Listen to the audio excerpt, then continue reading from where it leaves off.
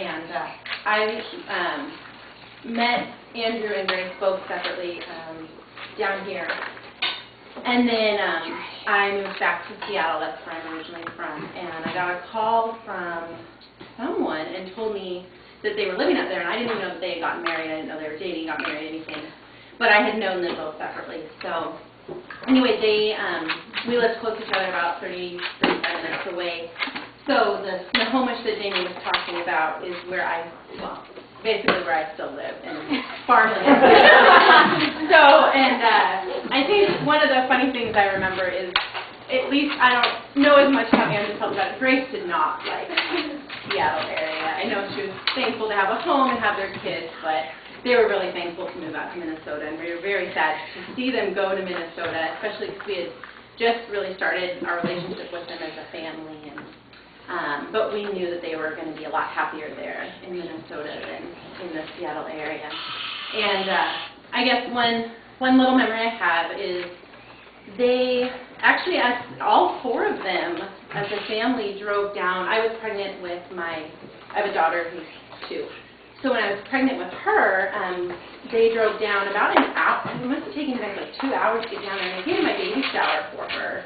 And, I sent Grace an invitation, and I didn't know if they'd come. And it just really meant a lot to me that you guys drove all the way down there, especially that you drove down there as a family. And Andrew took the kids out while Grace stayed at well, you had Gracie with you because she was just about 6 months older. So you might not even remember. But that just meant a lot to me that you guys would come all the way down there, and to see you guys as a family, too, as I was expecting my first child.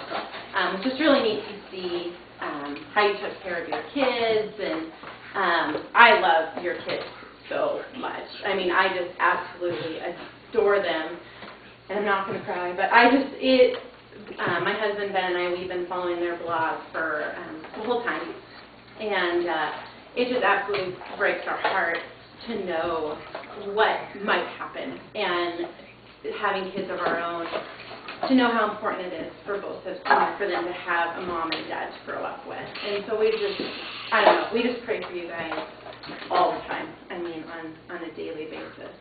And pray for your children that they follow Jesus with their whole heart, no matter what happens. So, I don't know, we just have a lot of good memories with them. Just seeing them as a family is really how we got to know them, and seeing them raise their kids has been very encouraging to us. And my husband, Ben, he's been a Christian his whole life, been in the church for a long time, and his dad was a pastor, and to this day, he still says that in his own peer group, the number one person that he admires most is Andrew. And after going through the church for 29 years now, he's just, and seeing so many different Christians, he says, Andrew's the real thing. And I know, it's grown him as a leader, too, in our family, to see your guys' testimony as well.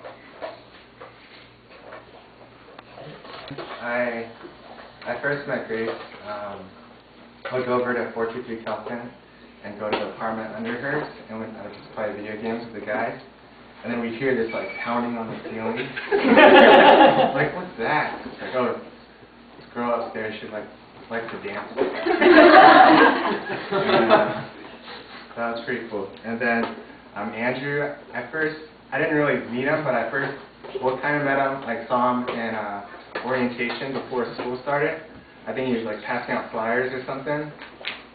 And then later on, he would drop off cases of ants at the study hall in Sproul, and I would drink it and just stay up but not study. And then later on, he joined the small group of my roommate, and it was really cool just to see how God worked and how He transformed a sinner to someone who would follow Him. And so that was really encouraging. And then since then, I've just kind of followed up with them on their blog and stuff, and shared with the high school group. This is what it looks like when God, or when you just trust in God and He can work no matter what the trial or difficulty. And so you guys have been encouragement to a bunch of high schoolers that you guys have never met, and they pray for you. And, yeah, today or yesterday, they heard that you guys were in California. So like, yeah, they should just come to church today and speak. I'm like, well, I think they have other plans. But it's just wanted to thank you guys and let you know that we continue to pray for you, and you're a great encouragement. My name is Nick, and I'm part of the group over there too. Sitting over here though. You know, with Andrew, I kind of lost touch with him probably for like the last 8 years. I hung out a lot with Andrew probably the first maybe year and a half in college.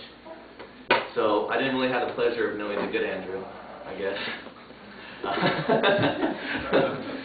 So, you know, I won't really go into too many stories because it was just a party time, I guess. We used to party a lot together and hang out a lot and not go to class too much. But